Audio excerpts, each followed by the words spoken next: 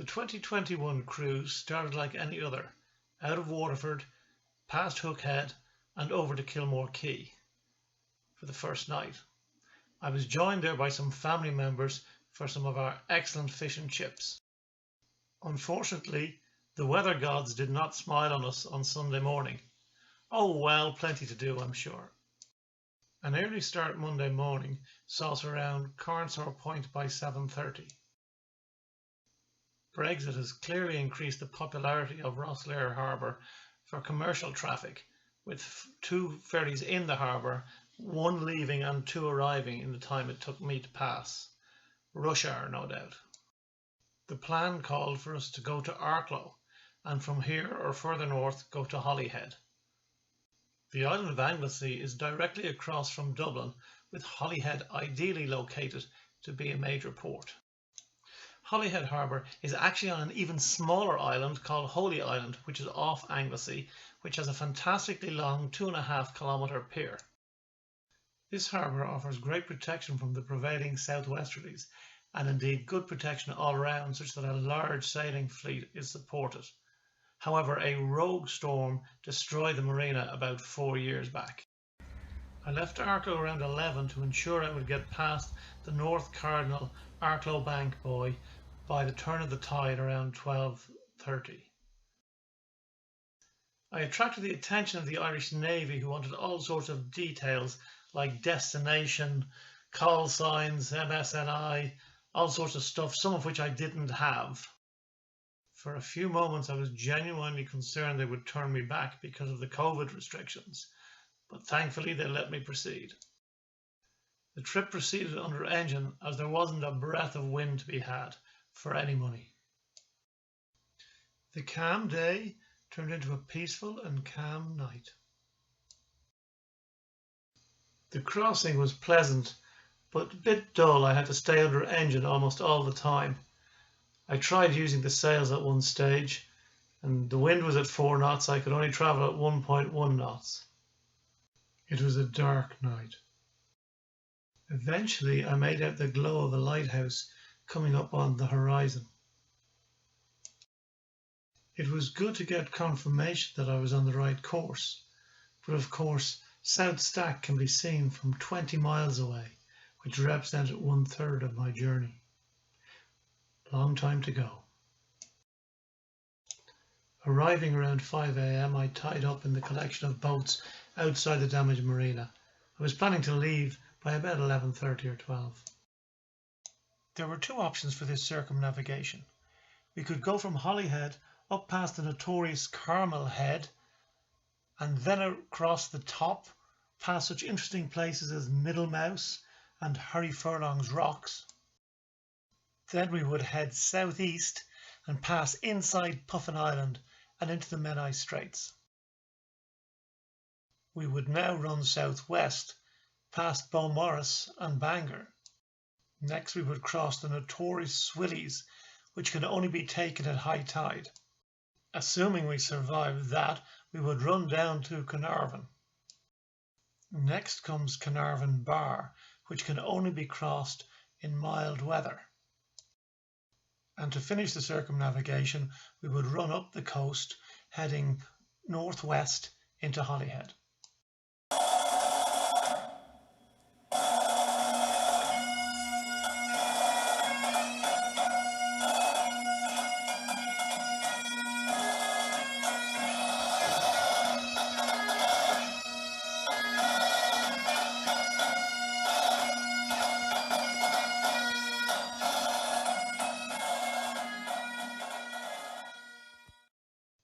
Which is what we did. After getting some sleep, I headed down the coast on the ebbing tide. Again, this is mostly under engine, but I sailed the last 40 minutes or so and arrived at Carnarvon Bar. It was near low tide as I headed across the shallow sand channels. I'd opted for a near slack tide approach to give me maximum control. I headed for a popular anchorage behind Abermenai Point, because I would not be able to enter Carnarvon until the rising tide had filled the harbour, and that wouldn't happen until about 11 p.m.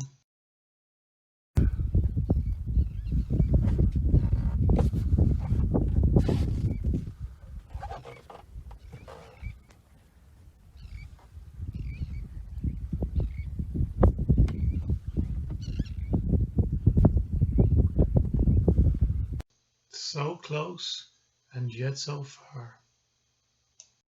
I used the afternoon time to cook some food, have a few beers and relax, and then moved up to Carnarvon as dusk set in.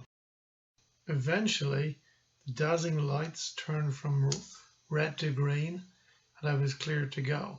Unfortunately, I couldn't quite see the channel markers, so I made a right hames of getting myself in the lock, as the lock gatekeeper assured me. But I had some surprises ahead.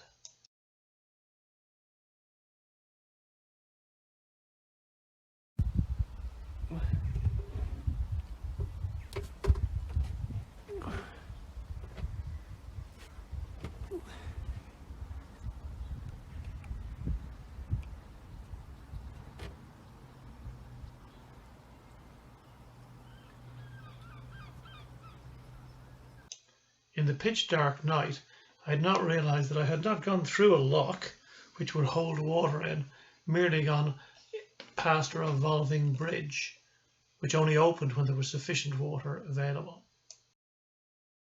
I was firmly planted on the bottom, which fortunately was flat.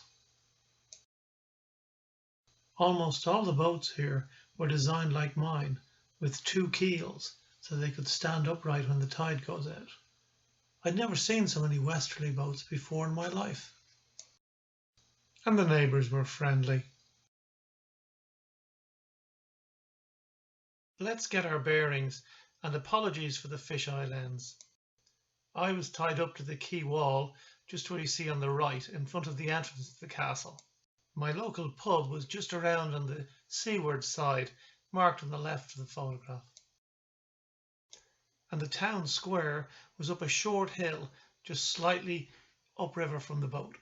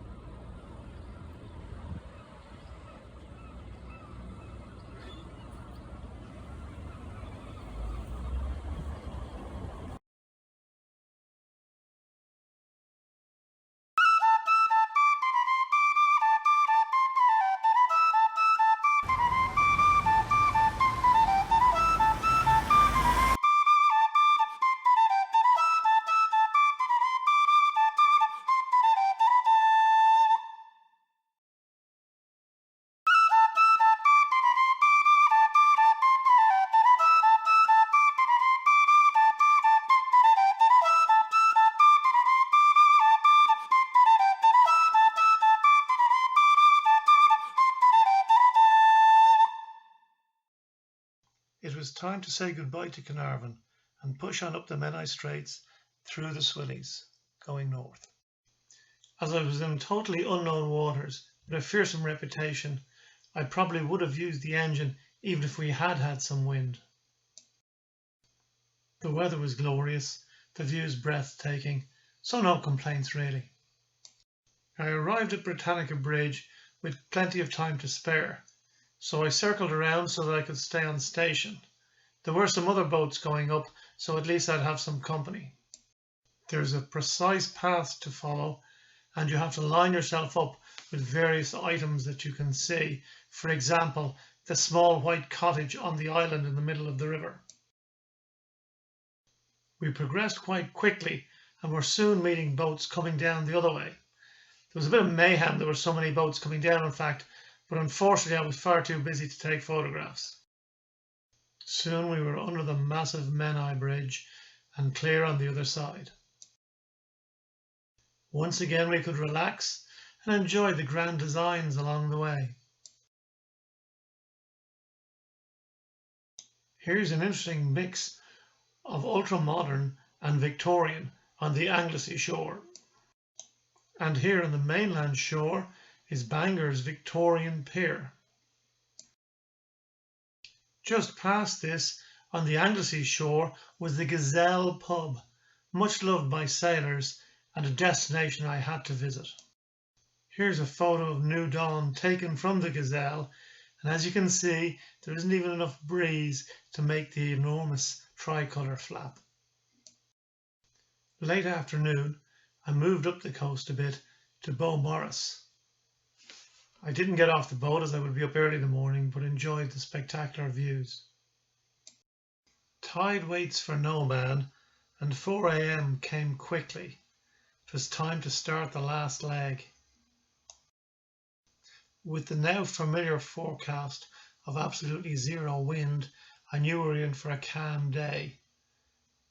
We headed north, and Puffin Island was soon in view as the sun came up around 5:10 in the morning. It was so calm as we went through Puffin Sound, I could see the reflection of the lighthouse in the water. I enjoyed the tranquility of the trip, so much so that I didn't take very many photographs. This is Point Linus, which approximately marked the halfway point of the trip. We were around Carmel Head, about an hour ahead of my predictions, and didn't even benefit from the push of the tide I was expecting. I belatedly got a photograph of the beach through this sea cave. It reminded me of similar geology along the Waterford coast. And then I noticed there were people camping on top of this knob of rock. I don't think we get that sort of thing in Waterford. Soon we were crossing Holyhead Bay, and I had some little wind that I could play with as I was in no hurry. I rambled around Holyhead in the sunshine for the afternoon and settled down to a relaxing evening. Crossing back to Ireland was incredibly calm. However, I did come across this rather strange vessel after a few hours. It was a tug towing some form of barge platform. The distance between the two vessels was quite large, and my only concern was that I might find myself going between them. But fortunately, the tug changed course so that he went behind me. Excitement over, I got back to contemplating the universe. We headed into the night and arrived in Wicklow the following morning. Tied up against Wicklow Harbour Wall, I was able to watch the traffic going by the next day. Busy morning. In the early afternoon, with the tide running in our favour, I headed down the short leg from Wicklow to Arklow. Here's the entrance to the compact marina, which is nicely set in among some modern apartments. The area is still under redevelopment, so you get a mix of the modern and some old industrial buildings dating back to the 60s. Facilities are grand. While there's no formal security, the area is discreet and quiet and never has issues. There's a shopping centre within a few hundred yards of the marina, includes a cinema. Overall, it's a very nice setting and just about a 10-minute stroll up through the town to all the various bars and restaurants. If you get a rainy day, the Maritime Museum is well worth a visit. After a relaxing rest day in Arklow, we rode the tide south to Rosslare. Here we had to park up when the tide went against us, and so pulled in front of Rosslare Strand Beach. After a relaxing afternoon, the worst of the tide was over, and we could go past Rosslare Port once more and head around Carnsore. I slipped into Culmore Quay at dusk and was gone again as soon as the sun was up. The tranquil conditions prevailed as we headed back into the river shore, past the Hook and home.